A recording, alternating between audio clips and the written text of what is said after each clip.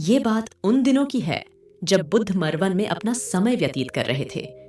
इस समय तक बुद्ध की प्रसिद्धि दूर दूर तक फैल चुकी थी। बहुत दूर दूर से लोग अपनी चिंताओं और परेशानियों का समाधान खोजने के लिए बुद्ध के पास आते थे। ऐसे ही एक दिन जब बुद्ध मरवन में अपने शिष्यों को प्रवचन दे रहे थे, तो एक अधेड़ उम्र का व्यक्ति अपने 21 वर्ष के पुत्र को अपने साथ लिए बुद्ध की तरफ चला आ रहा था। जब ये प्रवचन स्थल के पास पहुंच गए, तो एक नजर उन पर डाली और इशारे से बैठने के लिए कहा। जब प्रवचन समाप्त हो गया और सभी लोग वहां से चले गए, तो बुद्ध ने उस व्यक्ति को अपने पास बुलाया और बैठने के लिए कहा। वहां चारों तरफ हरियाली छाई हुई थी। मौसम बहुत सुहाना था और तरह तरह के पक्षियों की आवाजें गूंज रही थी। ऐसा नजारा देखकर उस व्यक्ति को अंदर से असीम शांति महसूस हो रही थी। इसके बाद बुद्ध ने उस व्यक्ति से आने का कारण पूछा, तो इस पर व्यक्ति ने कहा है, तथागत, मैं 2 दिन की लंबी यात्रा करके अपने पुत्र को आपसे मिलवाने लाया हूँ। ये मेरा एकलौता पुत्र है और ये हर समय थका थका रहता है। ऐसा लगता है जैसे इसके अंदर कोई जान ही नहीं है, कोई प्राण नहीं है। इसका स्वभाव भी काफी चिड़चिड़ा हो गया है।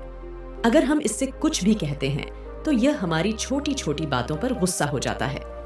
इसके देखने की क्षमता भी उम्र से पहले ही कमजोर हो गई है और इसके बाल भी सफेद पड़ने लगे हैं। इतनी कम उम्र में इतनी बड़ी उम्र का लगना मुझे तो कुछ समझ नहीं आ रहा।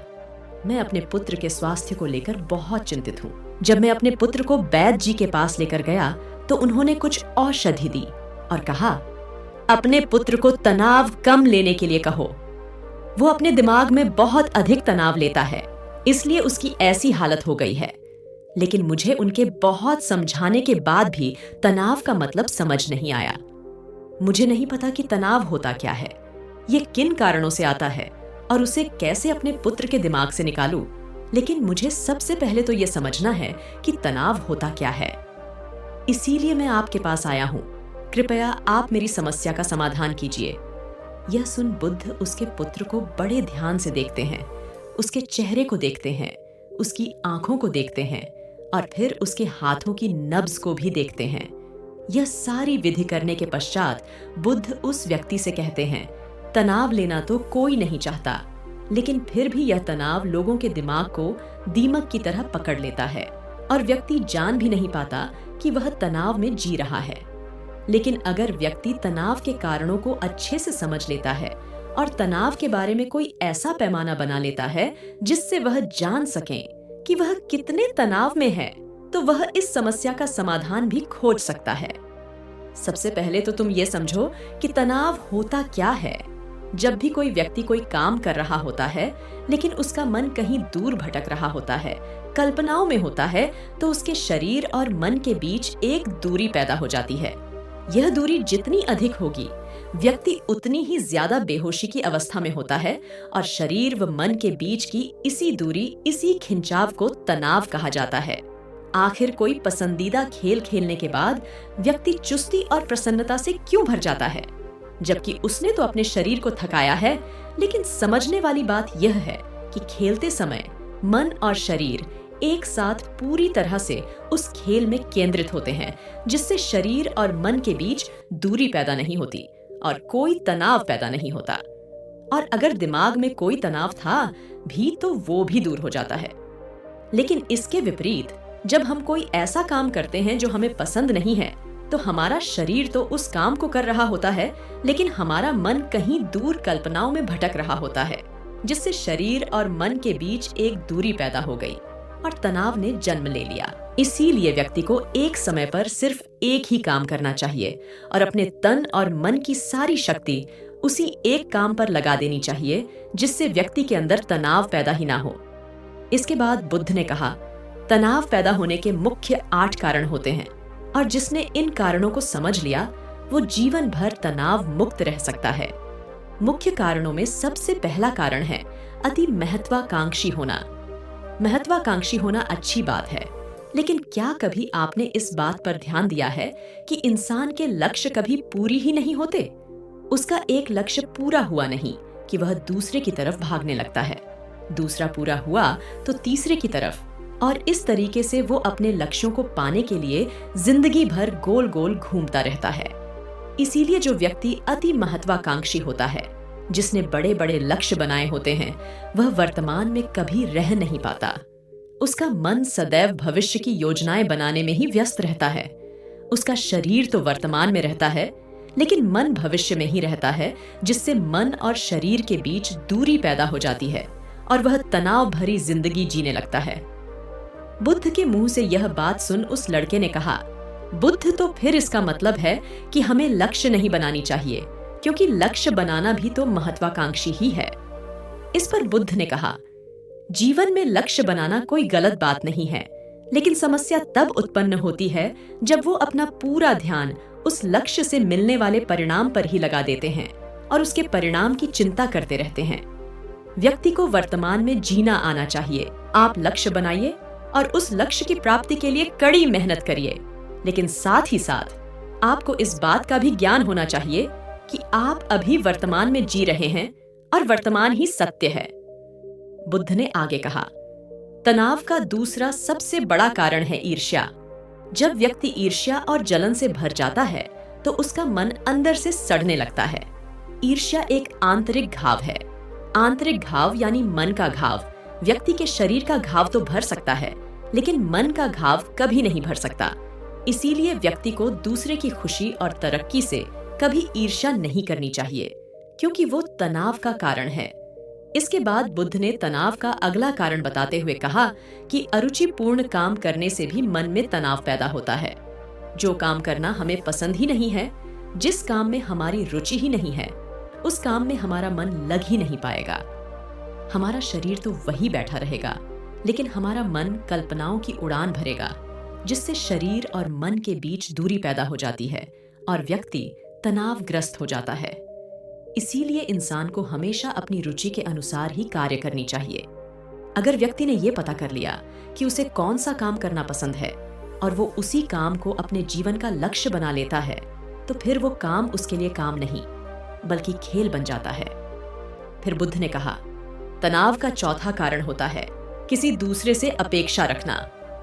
बुद्ध ने उस व्यक्ति की ओर इशारा करते हुए कहा, एक पिता होने के नाते तुम्हारी अपने पुत्र से बहुत सी अपेक्षाएं होंगी कि तुम्हारा पुत्र एक बहुत ही कामयाब इंसान बने, तुम्हारा नाम रोशन करे, जैसा तुम चाहते हो उस तरह का जीवन जिए, तुम्हारी हर बात माने। लेकिन क्या आज तक कभी किसी की सारी अपेक्षाएं पूरी हुई है?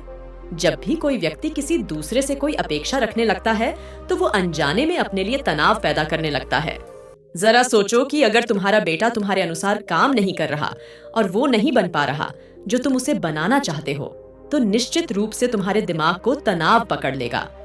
तुम तनाव से भरा जीवन जीना शुरू कर दोगे और इस तनाव के बस में आकर तुम ऐसा व्यवहार करोगे, ऐसी बातें करोगे कि तुम्हारा अपने पुत्र के साथ संबंध और भी खराब होता चला जाएगा। इसीलिए व्यक्ति को जितना हो सके उतनी कम अपेक्षाएं दूसरों से रखनी चाहिए, और अगर पूरी तरह से तनाव मुक्त रहना है तो दूसरों से अपेक्षा रखना ही बंद कर दो। इसके बाद बुद्ध ने कहा कि शारीरिक कष्ट भी इंसान के तनाव का एक कारण होता है। जब व्यक्ति किसी शारीरिक पीड़ा से गुजर रहा होता है तो उसका पूरा ध्यान बस अपने उस शारीरिक दर्द पर होता है और वो पूरे दिन बस उसी के बारे में सोचता रहता है, जिससे उसका मन दुख के विचारों से भर जाता है और ऐसी स्थिति में व्यक्ति तनावग्रस्त रहने लगता है। यह सुन उस व्यक्ति ने कहा कि हे बुद्ध, शारीरिक दुख तो किसी भी व्यक्ति को हो सकता है, तो फिर क्या हुआ? व्यक्ति जीवन भर तनाव में ही जिएगा। इसका जवाब देते हुए बुद्ध ने कहा कि इंसान को ये बात समझनी चाहिए कि हमारा जीवन दुखों का आधार है। जैसे जैसे हमारा जीवन आगे बढ़ता है, इसमें दुख आते हैं, बीमारियां आती है और फिर अंत में मृत्यु भी आती है। तो बीमारियां इंसान के जीवन का अभिन्न अंग है, कोई इनसे बच नहीं सकता। बस किसी किसी के जीवन में ये समय से पहले आ जाती है तो किसी के बाद में पर आती सबको है। जब इंसान का मन इस बात को अच्छे से समझ लेगा तो फिर वह अपनी बीमारी के बारे में सोच सोचकर ज्यादा तनाव नहीं लेगा, क्योंकि यह हमारे जीवन का अभिन्न हिस्सा है और इसके लिए व्यक्ति को शारीरिक रूप से भी अभ्यास करते रहना चाहिए।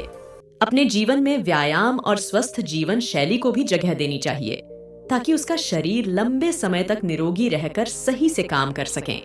तनाव का अगला कारण होता है अपनी योजनाओं को समझने के लिए समय ना देना।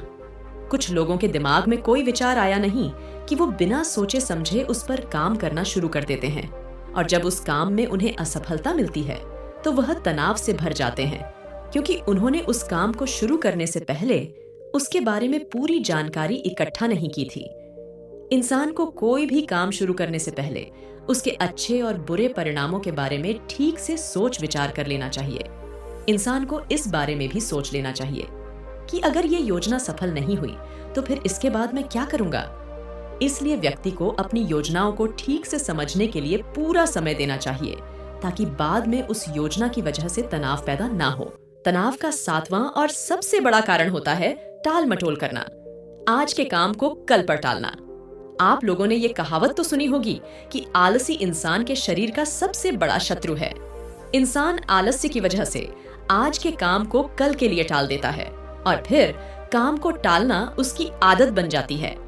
काम को कल पर टालने वाले व्यक्ति का काम कभी भी समय पर पूरा नहीं हो पाता, और अगर किसी तरह से पूरा हो भी जाता है तो वह उतना अच्छा नहीं हो पाता जितना अच्छा उसे किया जा सकता था, और फिर यह बात व्यक्ति के अंदर तनाव पैदा करती है।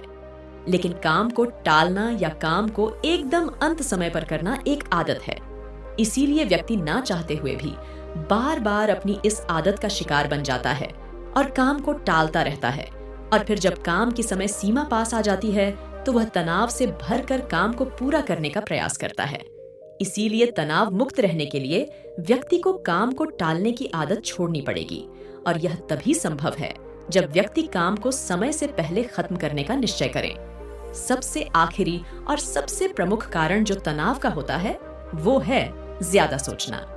लगातार सोचते रहना भी एक बीमारी है, और यह उस व्यक्ति में सबसे ज्यादा पाई जाती है जो कल्पनाएं करता है, जो अतीत की घटनाओं और भविष्य की बातों के बारे में सोचता रहता है, जो बेवजह के अनुमान लगाता रहता है। इसीलिए व्यक्ति को ज्यादा सोचने की आदत पर लगाम लगाना चाहिए। इसके लिए जितना हो सके खुद को काम में व्यस्त रखना चाहिए, और हर दिन ध्यान का अभ्यास करने को अपने जीवन का हिस्सा बना लेना चाहिए। बुद्ध के मुंह से यह सारी बातें सुनकर उस व्यक्ति ने हाथ जोड़कर कहा, बुद्ध, मेरा पुत्र तो अभी मात्र 21 वर्ष का ही है, और इसमें अभी इतनी समझ भी नहीं है कि यह आपकी बताई सारी बातों का एक साथ पालन कर सकें। आप कृपया करके तनाव मुक्त रहने का कोई आसान सा तरीका बता दें, जिससे मेरा बेटा उसका अनुसरण भी कर सके और तनाव मुक्त भी रह सके। उस व्यक्ति की यह प्रार्थना सुन बुद्ध ने कुछ सोचते हुए जवाब दिया, अगर तुम इतनी सारी बातों का पालन नहीं कर सकते तो इसके लिए एक बहुत ही आसान विधि है। तुम एक बार में एक काम को करने पर ध्यान लगाओ, उस समय पर सिर्फ उसी काम को करो, सिर्फ उस पर ही अपना पूरा ध्यान लगाओ, और अगर तुम्हारा मन इधर उधर भटक जाता है तो जैसे ही तुम्हें याद आए उसे वापस फिर उसी काम में लगा दो। ये सबसे आसान और अच्छा तरीका है तनाव मुक्त रहने का। जब तुम भोजन करो तो उस समय सिर्फ भोजन ही करो, उसके पूरे स्वाद का आनंद लो, उसे अनुभव करो। जब चलो तो अपना पूरा ध्यान सिर्फ चलने में लगा दो। इससे तुम्हारा मन और तुम्हारा शरीर दोनों एक जगह पर केंद्रित रहेंगे। दोनों के बीच दूरी पैदा नहीं होगी, जो कि तनाव का मुख्य कारण होती है। दोस्तों, आज की युवा पीढ़ी एक ही समय पर 2-2-3-3 काम करने के आदी हो चुकी है, जैसे फोन पर बात करते हुए गाड़ी चलाना, खाना खाते हुए टीवी देखना या फोन चलाना। और फिर इनकी शिकायत रहती है कि मैं तनाव में जी रहा हूं, मेरा मन अशांत रहता है, मैं चिड़चिड़ा सा हो गया हूं।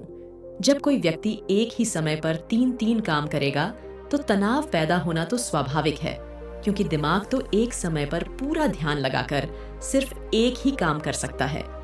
पूर्ण रूप से एक ही समय पर 2 कामों पर ध्यान कभी नहीं लग सकता। इसीलिए जहां तक संभव हो सके एक समय पर सिर्फ एक ही काम करने का प्रयास करें, वो भी पूरे ध्यान के साथ। दोस्तों, आशा करता हूं कि आपको इस स्टोरी से काफी कुछ सीखने को मिला होगा। धन्यवाद।